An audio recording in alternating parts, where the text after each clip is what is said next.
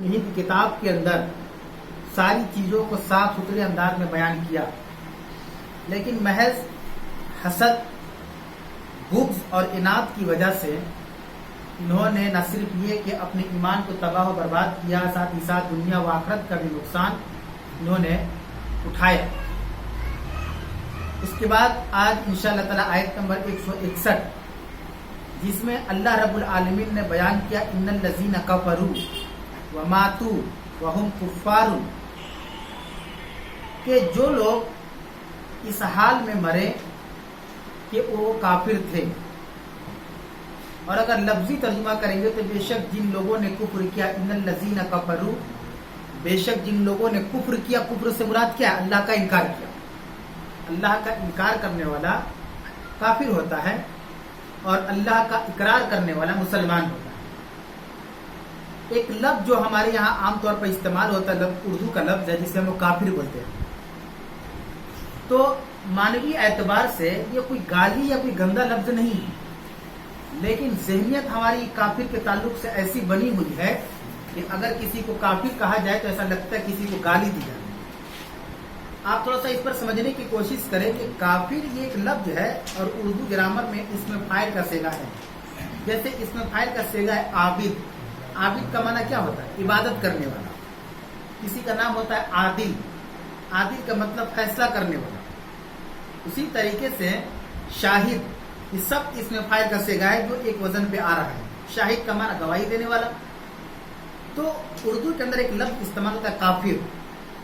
کافر کا معنی ہوتا ہے انکار کرنے والا۔ اس کا لفظی معنی دیکھا جائے تو کافر کا معنی ہے انکار کرنے والا، اور شرعی معنی دیکھا جائے تو اللہ کا انکار کرنے والا۔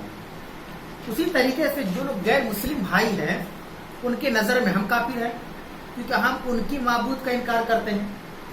تو یہ کوئی گالی نہیں ہے کافر، کہ اگر کسی کو کہا جائے کہ یہ کافر ہے تو یہ سمجھے کہ ہم کو گالی دیا جا رہا ہے یا ہم کو برا بھلا کہا جا رہا ہے، جس کا معنی بہت گندا ہے۔ تو اسی لیے میں نے سمجھا کہ مختصر طور پر آپ کے ذہن میں بات ڈال دوں کہ کافر کوئی گالی نہیں ہے، کوئی بے ادبی، بدتمیزی، بد تہذیبی نہیں ہے، جس کا معنی ہوتا ہے انکار کرنے والا۔ تو اللہ تعالیٰ نے اگر کہا کہ ان الذین کفروا، بے شک جن لوگوں نے کفر کیا، تو کفر کا معنی ہوتا ہے انکار کرنا۔ جس کا انکار؟ اللہ رب العالمین کا۔ جو اللہ کو نہیں مانتا وہ کافر ہے۔ غیر مسلم کے نظر میں ہم اس کے خدا کو نہیں مانتے تو ہم کافر ہیں، کیونکہ ہم انکار کرنے والے ہیں اس کے خداؤں کا جو معبودان باطلہ ہے۔ اللہ نے کہا کہ ان الذین کفروا، بے شک جن لوگوں نے کفر کیا، وہ ماتوا، اور وہ مر گئے۔ یعنی ایک آدمی دنیا میں پیدا ہوا اور اسلام کی کرنیں، اسلام کی روشنی اس تک پہنچی، لیکن اس نے قبول نہیں کیا، اس کو ایکسپٹ نہیں کیا، اس کو اپنایا نہیں، اور اس حال میں کو مر بھی گیا۔ پیدا ہوا، 40 50 60 سال کی زندگی بھی جیا، اور جینے کے بعد مر گیا، تو اللہ نے کہا وہ ہم کفار، تو وہ کافر ہے۔ تو کفر کی حالت میں وہ مرا۔ اس کی حالت کون سی موت کی؟ اسلام کی حالت میں نہیں ہوئی، کفر کی حالت میں ہوئی۔ تو ایسے لوگوں کے بارے میں اللہ بیان کر رہا ہے آیت نمبر 161 کے اندر کہ جن کا انتقال یا جن کی موت کفر کی حالت میں ہو، یعنی وہ دنیا سے اسلام کی حالت میں رخصت نہیں ہوئی، کفر کی حالت میں گیا، انتقال کیا، تو اولئک علیہم لعنت اللہ، یہ وہ لوگ ہیں جن کے اوپر اللہ تعالیٰ کی لعنت ہو، یہ ملعون ہے، ان پر لعنت ہے اللہ رب العالمین کی، کہ اللہ نے جو زندگی ان کو دے رکھی تھی، بڑی قیمتی زندگی تھی، ان کو چاہیے تھا کہ وہ اللہ کی عبادت کرے، اللہ کو ایک مانے، اسلام کو قبول کر لے، دار اسلام میں داخل ہو جائے، جہاں امن ہے، سکون ہے، جہاں پر حقوق ہے، لیکن وہ ان لوگوں نے نہیں مانا۔ تو اللہ رب العالمین نے کہا اولئک علیہم لعنت اللہ، یہ وہ لوگ ہیں جن پر اللہ کی لعنت ہوتی ہے، والملائکۃ، اور فرشتوں کی بھی لعنت ہوتی ہے، فرشتے بھی اس کو لعنت بھیجتے رہتے ہیں، لعنت ہو ایسے لوگ، ایسے شخص پر، والناس اجمعین، اور دنیا کے تمام لوگوں کی لعنت اس کے اوپر ہوتی ہے، تمام لوگوں کی لعنت ہوتی ہے۔ دیکھیے یہاں پہ ایک بہت امپورٹنٹ سوال ہے کہ اگر جو لوگ یورپ وغیرہ گئے ہوں گے تو بہت سے ایسی جگہ ہے جہاں لوگ اسلام کے بارے میں جانتے بھی نہیں، یا کسی کا کوئی فرینڈ سرکل ہو، دوست ہو، اور آپ ان سے پوچھیں اسلام کے بارے میں تو پوچھیں کہ اسلام کیا ہے، واٹ از اسلام، یعنی وہ جانتے بھی نہیں کہ اسلام کیا ہے۔ ان کو بتلانا پڑتا ہے کہ اسلام وہ مسلمان ہوتے ہیں جو حج عمرہ کرنے سعودی عربیہ جاتے ہیں، یا جو نماز پڑھتے ہیں، جو اذان ہوتی ہے، یا جو فاسٹنگ روزہ رکھتے ہیں، بہت سے ایسے انگریز وغیرہ ہیں یا بہت سے ایسے لوگ ہیں جو اسلام کو نہیں جانتے. تو آپ کے ذہن میں ایک سوال پیدا ہوگا کہ اللہ نے کہا کہ دین جس تک پہنچا وہ قبول نہ کیا تو کافر ہے. جس تک پہنچا ہی نہیں، جس تک اسلام پہنچا ہی نہیں تو ان کا کیا ہوگا؟ یہ بہت اہم مسئلہ ہے، اور اس طرح کے سوالات اکثر لوگ ہم سے یا علماء اکرام سے پوچھتے رہتے ہیں کہ ایسی صورت میں کیا ہوگا. اس میں دیکھیں دو چیز آپ یاد رکھیں، اس کا جواب صرف دو چیزیں ہی ہے اور بہت اہم ہے اور خاص بھی ہے اور آسان بھی ہے. سب سے بڑی چیز یہ ہے کہ اللہ رب العالمین نے کبھی بھی ایسا کوئی سسٹم ہی نہیں بنایا کہ دنیا میں کوئی آئے اور اللہ کو نہ پہچانے. ایسا بنایا ہی نہیں. آپ یہ بتائیے کہ دنیا میں سب سے پہلا انسان کون پیدا ہوا؟ اور وہ نبی تھے. اللہ نے پہلے نبی ہی کو بھیجا، بعد میں پبلک کو بھیجا. تو یہ کوئی نہیں کہہ سکتا کہ ہم تک اسلام نہیں پہنچا. یہ اس کی غلطی ہے، اس نے جاننے کی کوشش نہیں کی. اللہ رب العالمین انصاف کرتا ہے. ایسا ہو ہی نہیں سکتا کہ کوئی کہہ دے کہ ہمارے پاس دین نہیں پہنچا. تو اسی لیے اللہ رب العالمین نے دنیا میں سب سے پہلے اپنے نبی کو بھیجا. عام آدمی نہیں کیا جیسے ہم لوگ عام آدمی ہیں. ہم لوگ کن کی امتی ہے؟ محمد رسول اللہ صلی اللہ علیہ وسلم کی امتی ہے. تو اللہ نے پہلے نبی کو بھیجا، بعد میں ان کے جو قوم کے لوگ ہیں ان کو بھیجا. تو لوگ انکار نہیں کر پائیں گے، اگر کر رہے تو جھوٹے ہیں. ایک یہ چیز ہے. دوسری جو وجہ ہے اس میں ہماری کوتاہی. اللہ رب العالمین نے پورے انسان مسلمانوں کو دین کا داعی بنایا ہے. یہ ہماری بدقسمتی ہے کہ ہم یہ سمجھتے ہیں کہ دین کا کام صرف علماء کریں گے. ہماری کوئی ریسپانسبلٹی نہیں ہے، ذمہ داری نہیں ہے. یہ صرف عالموں کا کام ہے، علماؤں کا کام ہے، مولانا کا کام ہے، حفاظ کا کام ہے، حافظ کا کام ہے. اللہ رب العالمین نے ہم میں سے ہر انسان کو دعوت اللہ دینے کی ذمہ داری دی.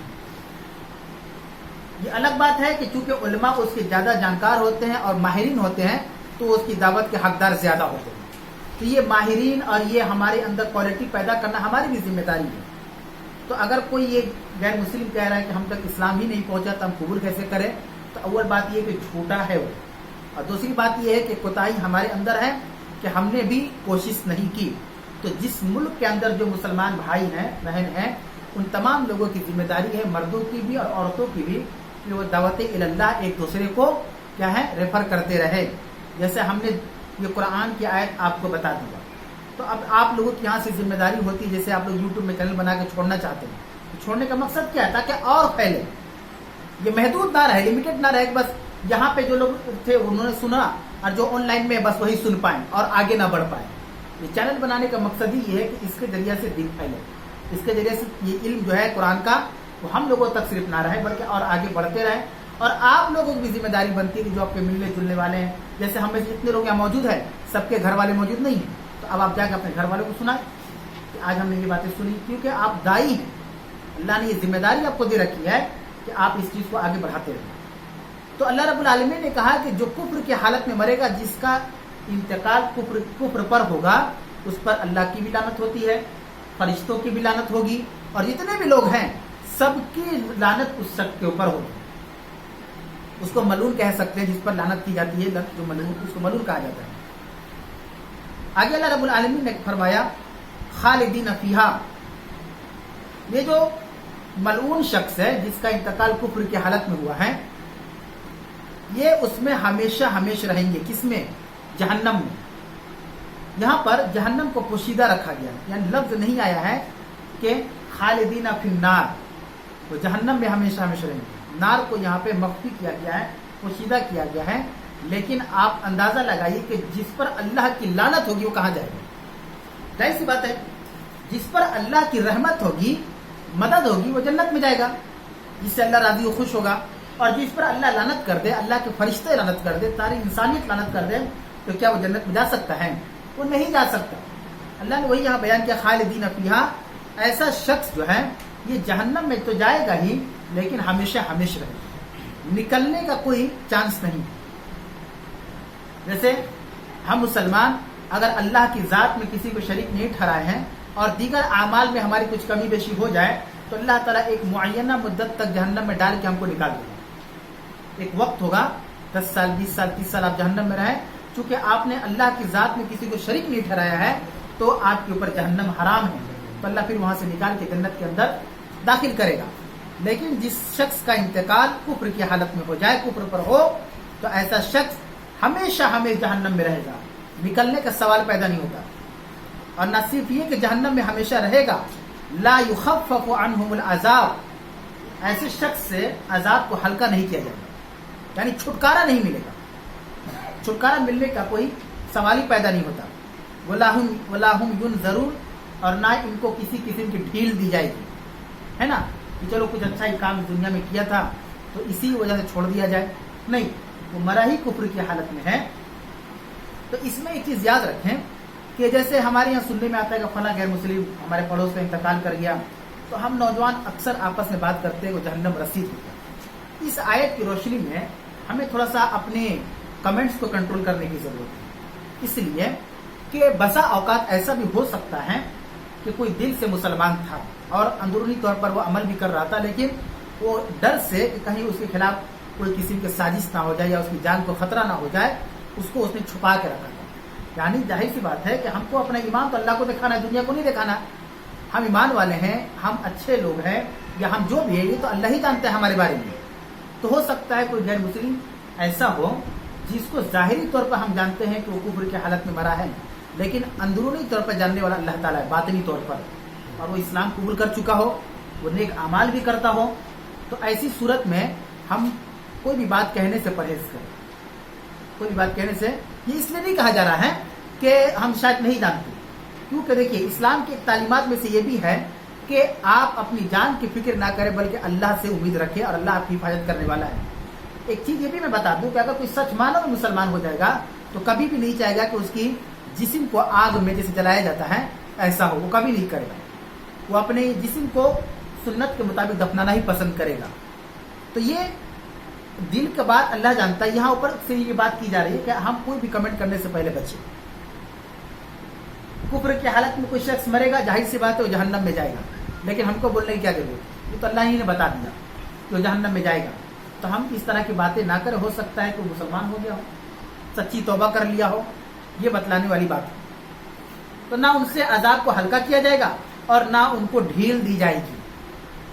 अब उसके बाद देखिए अल्लाह रब्बुल आलमीन ने अपनी वहदानियत का तस्करा बयान कर रहा है। ये बहुत इंपॉर्टेंट चीज है कि दुनिया के अंदर जितने भी अंबिया और रसूल इस दुनिया के अंदर आए, उनकी बेसिक जो तालीम थी वो थी कलमा तौहीद, यानी ये इकरार करना कि अल्लाह ही इबादत के लायक है और अल्लाह के अलावा कितनी बड़ी शख्सियत कोई ना हो, यहां तक कि अंबिया इकराम की इबादत नहीं की जा सकती। आप सोचें कि आज के डेट में अल्लाह रब्बुल आलमीन यकीनन हर वक्त अल्लाह सबसे बड़ा है, इसमें कोई शक नहीं।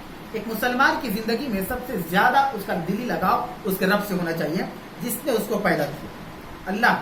अल्लाह के बाद हम मुसलमान किसको दर्जा देते? 2 नंबर पर नबी करीम सल्लल्लाहु अलैहि वसल्लम को देते हैं, क्योंकि आप अल्लाह के नबी थे, रसूल थे, पैगंबर थे, आखिरी पैगंबर थे, नबूवत का सिलसिला आपके ऊपर खत्म हुआ, लेकिन हम अल्लाह के नबी सल्लल्लाहु अलैहि वसल्लम की भी इबादत नहीं कर सकते। ये तो बिल्कुल आसान अल्फाज में, इतनी बड़ी शख्सियत दुनिया में नहीं ना पैदा हुई है। इबादत का जो हकदार है वो सिर्फ अल्लाह की जात है, और इत्तिबा जिसको कहते हैं पैरवी फर्मा बरदारी, ये अल्लाह के रसूल की करने का हुक्म हुआ है हमको कि हम उनकी इत्तिबा करें, पैरवी करें, फर्मा बरदारी करें, इताअत करें, जिसको अतीउल्लाह व अतीउर रसूल कहा जाता है। या अय्युहल्लज़ीना आमनू अतीउल्लाह व रसूल व अतीउर रसूल व उलिल अम्र मिनकुम। तो अल्लाह रब्बुल आलमीन इस आयत करीम में आयत नंबर 163 में अपनी वहदानियत के बारे में बयान कर रहा है। अल्लाह बयान कर रहा है व इलाहुकुम इलाहु वाहिद, और तुम्हारा जो माबूद है वो एक है, एक माबूद, तुम लोगों का एक ही माबूद है। माबूद का माना मैंने बतलाया था, माबूद भी उर्दू लफ्ज है। माबूद का माना होता है जिसकी इबादत की जाए, उसको माबूद कहते हैं। जिसकी इबादत की जाए, जिसकी इबादत की जाती है, उसको माबूद कहते हैं। तो हम लोग किसकी इबादत करते हैं? अल्लाह रब्बुल आलमीन के तो माबूद है। उसमें और मजबूती ला दीजिए, माबूद बरहक बोल दीजिए। बरहक है, डाउट नहीं है, शक शुबा नहीं है, कुछ सोचने की जरूरत नहीं है। तो अल्लाह बयान कर रहा है व इलाहुकुम इलाहु वाहिद, तुम सब का माबूद एक ही है, एक माबूद है। ला इलाहा इल्ला हुवर रहमानुर रहीम, और अल्लाह मजीद बयान कर रहा है कि इसके अलावा कोई माबूद नहीं। ला इलाहा का माना होता है देखिए हम एक कलमा पढ़ते हैं ला इलाहा इल्लल्लाह, जिसको कलमा तौहीद कहा जाता है। हम इकरार करते हैं कि अल्लाह के अलावा कोई माबूद नहीं।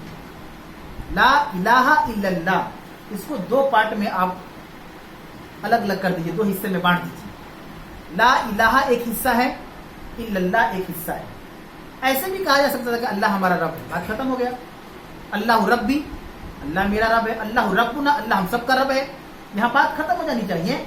लेकिन अल्लाह रब्बुल आलमीन के कुरान के अंदर जो अल्फाज का जो चुनाव हुआ है, ये दिलों को झंझोड़ने वाली चीजें हैं। और खासकर एक जानने वाला शख्स, पढ़ा लिखा शख्स इस बात को जल्दी समझ जाता है कि अल्लाह ने क्या अंदाज से बयां अपनाया है। ला इलाहा इल्लल्लाह में दो हिस्सा है। एक हिस्सा है ला इलाहा, जिसके माना होता है कोई माबूद नहीं। यानी ला इलाहा का माना होता है कि हम मुसलमान ये एक्सेप्ट कर रहे, इकरार कर रहे हैं कि कोई भी माबूदाने बातला नहीं इल्लल्लाह, सिवाय अल्लाह के। पहले हिस्से में हमने इनकार कर दिया तमाम माबूदाने बातला की। दूसरे हिस्से में हम लोगों ने समझ लिया, इकरार कर लिया कि अल्लाह के अलावा कोई माबूद नहीं। अब इसका माना समझ लीजिए, अगर इनकार नहीं करेंगे हम तो शिर्क में चले जाएंगे। ला इलाहा अगर नहीं पढ़ेंगे तो हम शिर्क में चले जाएंगे। यही तो खुसूसियत है ला इलाहा इल्लल्लाह की।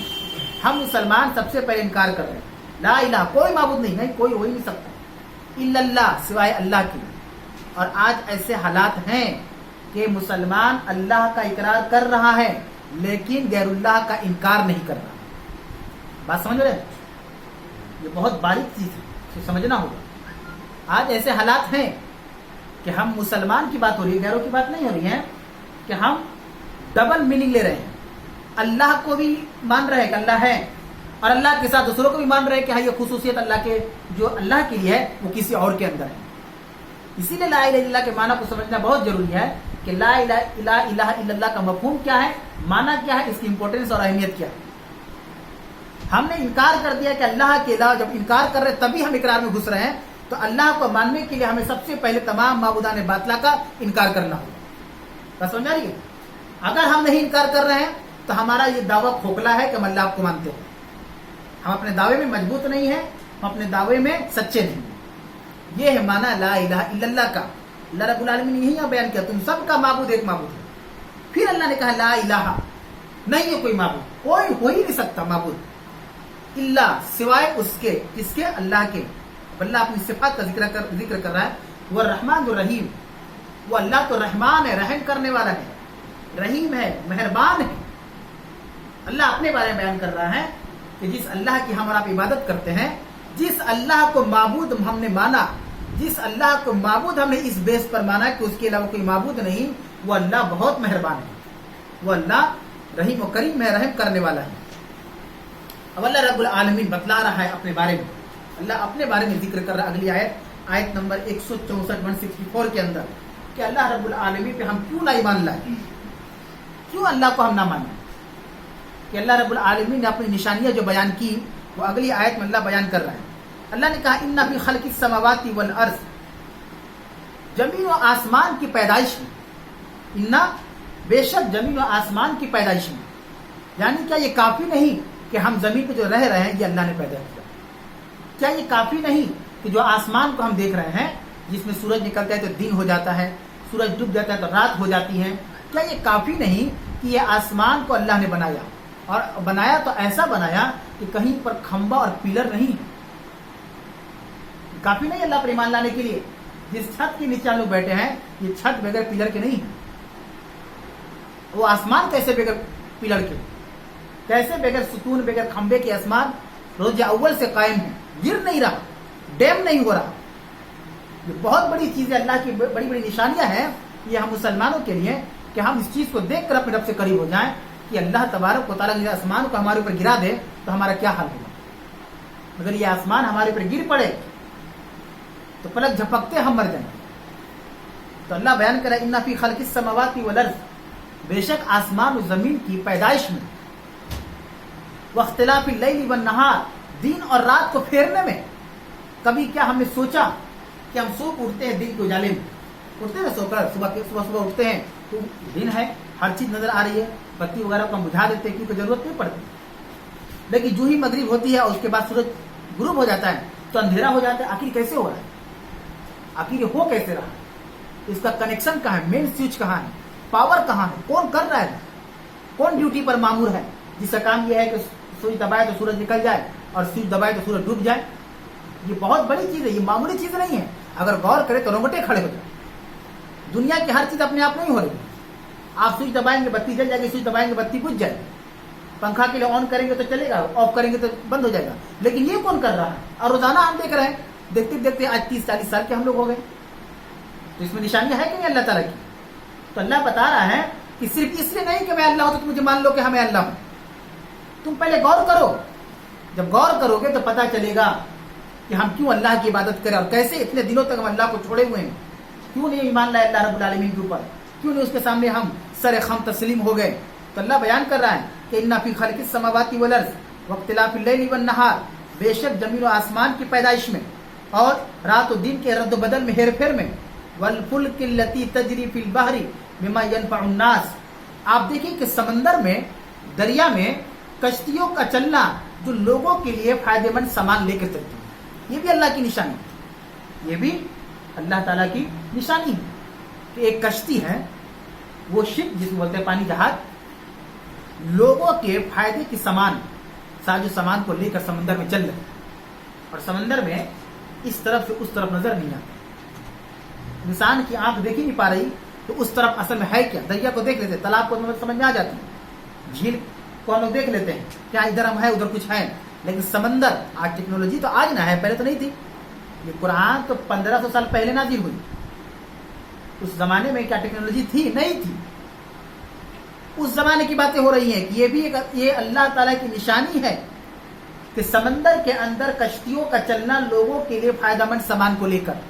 اس زمانے میں کشتیاں کیسے پہنچتی تھی ایک جگہ سے دوسرے مقام پر, یہ بہت بڑی بات ہے.